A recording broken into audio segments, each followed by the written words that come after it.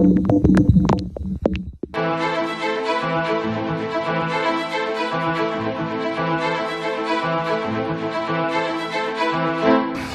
están? Bienvenidos a Bote Pronto. Está aquí conmigo Héctor Aguilar Camín. Héctor, ¿cómo estás? Muy bien. Ignacio, ¿cómo estás? ¿Qué tal? Hoy en la mañana la revista Nexos publica un trabajo que se ve que estuvieron un rato haciendo pues dos gentes muy inteligentes, María Amparo Casari y José Antonio Polo, uno de México Unido contra la Delincuencia, María Amparo en Mexicanos contra la Corrupción y la Impunidad, que pone frente a nosotros diciendo, a ver, en estos 6 meses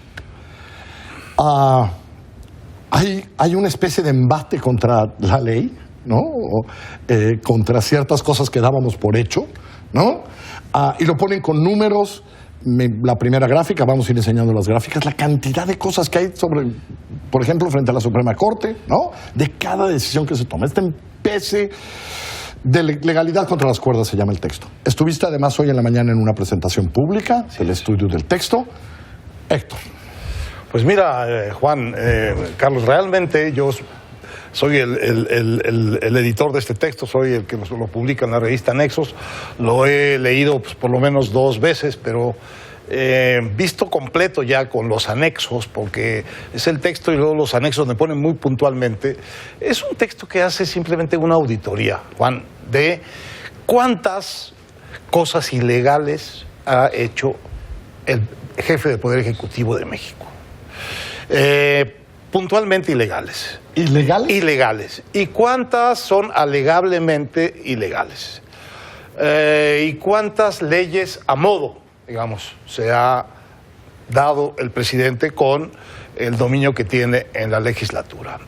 Entonces, lo que es impresionante es el número de acciones ilegales.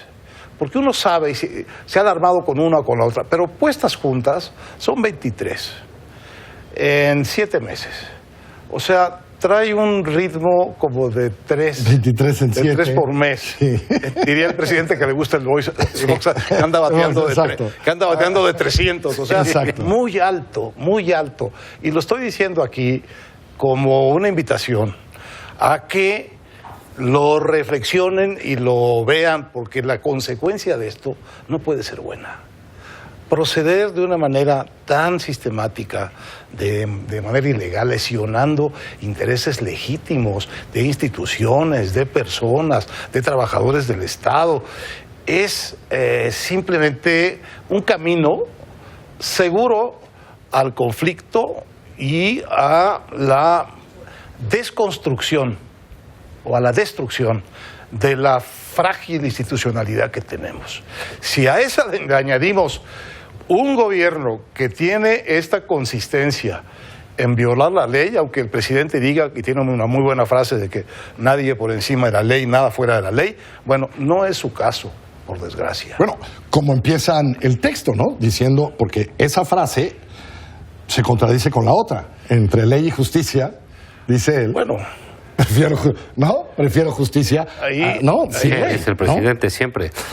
Digo, la verdad es que es muy llamativo el texto, digo, los anexos, que aparte son más hojas que el texto, lo cual te habla de la dimensión que hay en los anexos. Creo que el número de controversias constitucionales que se multiplica en 6 meses conforme a lo que teníamos. Muy interesante eso. Eso es muy interesante por 2 cosas. Una, que sí lo hemos visto, que a mí me da una enorme satisfacción. Por un lado, sí hay un poder judicial que empezó muy agarrado del chongo con el presidente, que ahorita está más o menos tranquilón con el presidente, pero que ha retomado cierta confianza en un poder judicial en los ciudadanos, ¿no? Que los ciudadanos hayan podido meter sus amparos, sus controversias contra las decisiones del Poder Ejecutivo desde los aeropuertos, ¿eh? A mí eso me parece... todo lo que estén con servidores públicos, como estancias infantiles. Eso es muy relevante como sociedad ante un presidente que sí desconoce la ley abiertamente. O sea, es ignorante la ley, es poco respetuoso de la ley, y su liderazgo está construido de esa manera. Digamos, en términos de la ley y el respeto a la ley, a mí Andrés Manuel López Obrador no me da ninguna sorpresa. Está cumpliendo con lo que yo pensaba. Le vale madres. Él dice, esto hay que hacerlo porque se acabó. Y en eso es cuando ves la cantidad de tropelías contra personas, instituciones. Así la acumulación es la la acumulación y el carácter sistemático, el promedio de bateo. Vamos a decir. Exacto. Es muy impresionante. Pero esto que dice Juan es muy importante. Porque no está sucediendo esto, que es, hoy decía Polo en la presentación, es como una ofensiva relámpago, ¿no? Y decía María Amparo, sí, porque lo que quiere es establecer situaciones que luego sean irreversibles. Pero no está caminando sobre un terreno inerte.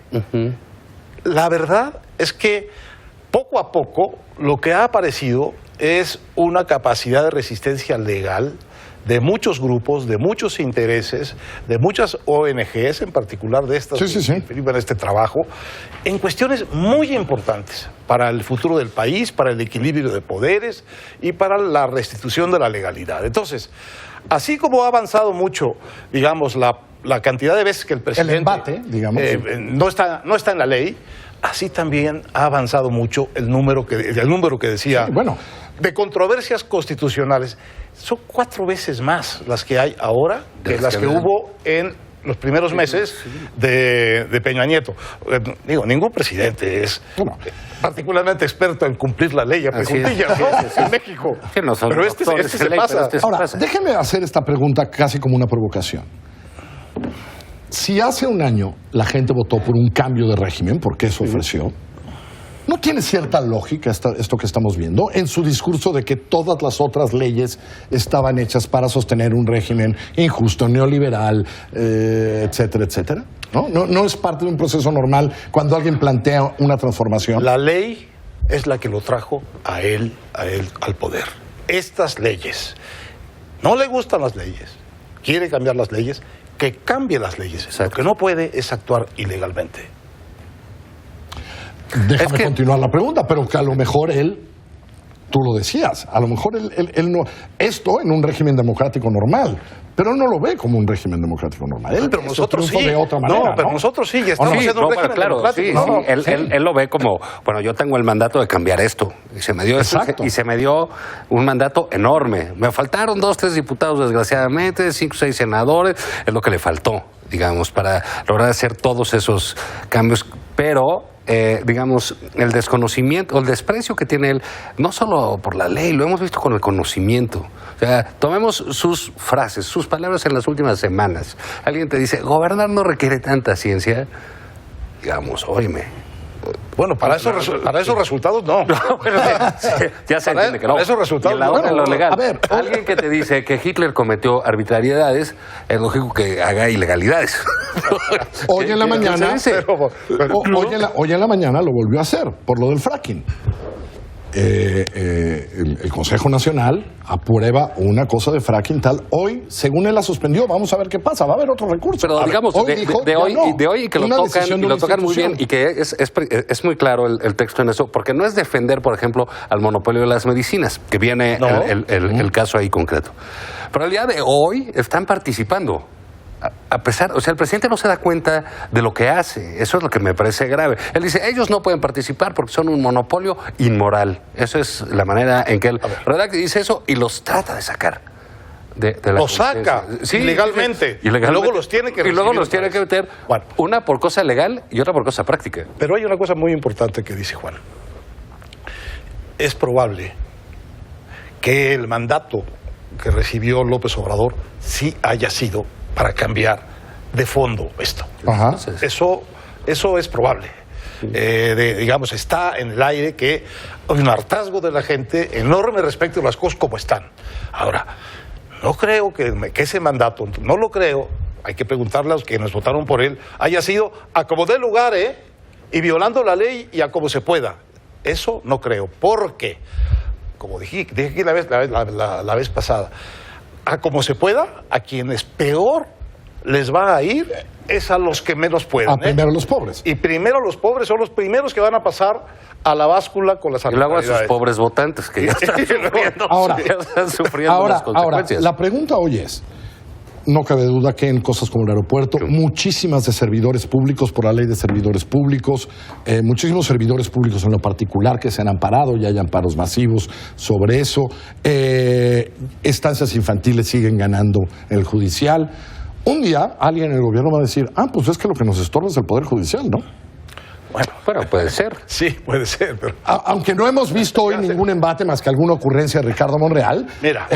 Un día alguien va a decir, caray, ¿no? Pero bueno, hay cosas ¿No? también muy graves, como ¿O no? en el siglo XXI, como querer llevar a cabo obras públicas sin los permisos ambientales, sin cosas básicas que tienen que suceder. Sin proyectos ejecutivos. Sin proyectos ejecutivos, Por sin eso. sacarse, y que hacen ilegal la obra, no la intención de, Pero déjame cambiarlas, ¿no? regresar a mi lógica. La lógica de hacer la transformación ahora la está parando el Poder Judicial. Bueno, a ver, yo creo que este gobierno tiene ya su proyecto de captura del Poder Judicial. Y lo vemos paso a paso en su comportamiento frente a la Corte, en su comportamiento frente al Poder Judicial en general. Está amenazando continuamente a ese poder. O sea, él tiene un proyecto de capturar el poder Judicial. Eso no quiere decir que puede suspenderlo. No puede. No puede, pero lo Porque entonces va a haber conflicto enorme. Pero lo que está haciendo en los hechos es suspender ilegalmente una serie de derechos, tomar ilegalmente una serie de decisiones que ningún poder judicial, por más capturado que lo tengas, va a terminar entregándotelo, porque es imposible. Una de las cosas interesantes de esto es que ha generado... El Poder Judicial no tiene mucha confianza de parte de la gente, y sin embargo, los miles de amparos indirectos, los miles de amparos individuales que esta situación ha creado, a querer o no le devuelven la confianza al Poder Judicial y lo obligan a responderle a los ciudadanos de la manera legal en que están obligados a proceder. Y ese puede ser, en medio de todo, un efecto positivo. Sí, no claro. buscado de todos. Claro, porque los ciudadanos están reaccionando ante el atropello. ¿No? Ellos, porque digamos, ya hemos platicado, y lo debemos platicar a ver si la semana que entra del año, ¿no? La oposición ahorita está hecho un polvorín, hasta que se dé cuenta algunos que pueden salir, ¿no? Como mencionabas tú en tu texto hoy, ¿no? Pero el ciudadano sí puede quedarse muy, muy solo si no sale el adelante. Yo creo que lo que hay que celebrar aquí es la reacción de los ciudadanos ante un presidente que te obliga a tomar una posición política. Por cierto, es increíble los pocos casos que hay aquí de querellas constitucionales o legales contra arbitrariedades del gobierno que vienen de los partidos políticos y de la oposición. Nada. Es fundamentalmente organizaciones académicas, organizaciones pero partidos de oposición no gubernamentales. No existen, Héctor. Gracias, Héctor. Claro que existen. Ahí medio están. Pero luego ni se dan cuenta, ¿no? Pero... El texto está en Nexos, ya pusimos en dónde está y le enseñamos algunas de las gráficas. Vale la pena leerlo. Soy Carlos Puch. Mañana a las 9:30 de la noche lo veo aquí.